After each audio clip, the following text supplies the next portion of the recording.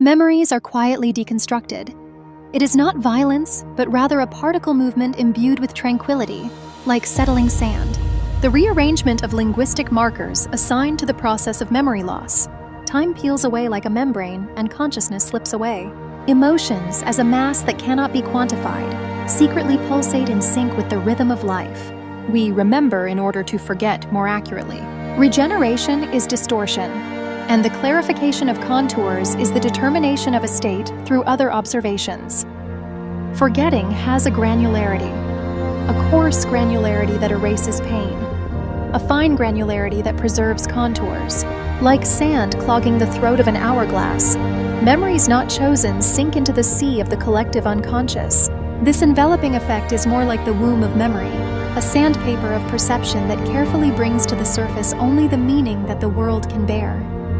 Therefore, forgetting is not cruel. It is the self-purifying function of knowledge, a temporal filter applied to prevent excessive truth from collapsing the mind. If we recorded everything, we could not maintain the illusion of self. Forgetting is a technique for concealing the self, and it is the degree of granularity that is one elegant solution to the ambiguous existence of human beings. It is not simply a loss of memory. It is an area within the continuum of memory that has a different resolution. While events from the distant past may be blurred like a landscape painted with coarse pixels, trivial events from yesterday may appear with surprising clarity and detail.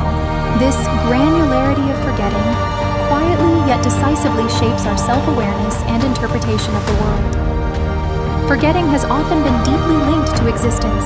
It is evidence that our consciousness turns away from the coarse granularity of the world's fundamental mysteries and focuses solely on the fine granularity of daily life. Active forgetting is a ritual of mist that deliberately blurs the contours of the past.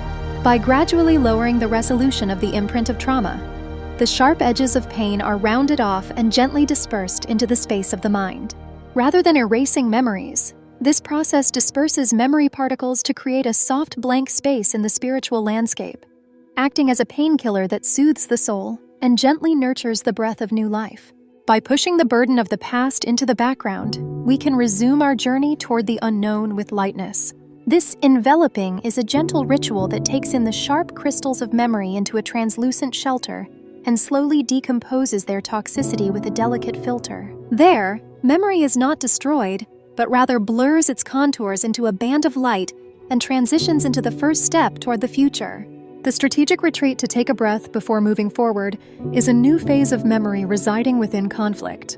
Our lives are complex, multi-layered structures formed by the interplay of memory and forgetting, two distinct granularities. Some memories are shattered into fragments, while others endure like massive rock formations resistant to erosion, remaining entrenched in the depths of our consciousness.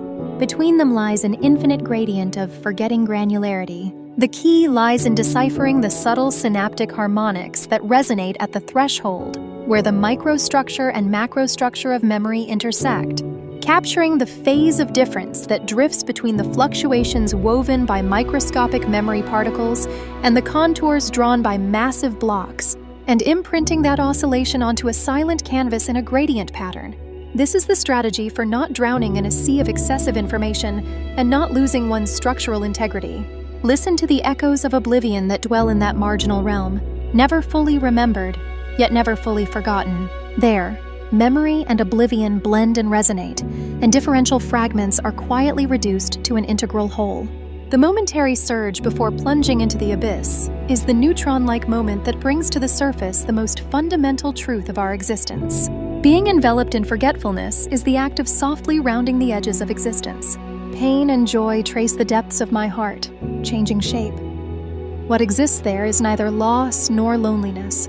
It is the blank space of the traces of being. Coarse forgetfulness carves away at the world, and it is the fine grains that reconstruct me. That is why I focus my consciousness on each and every particle.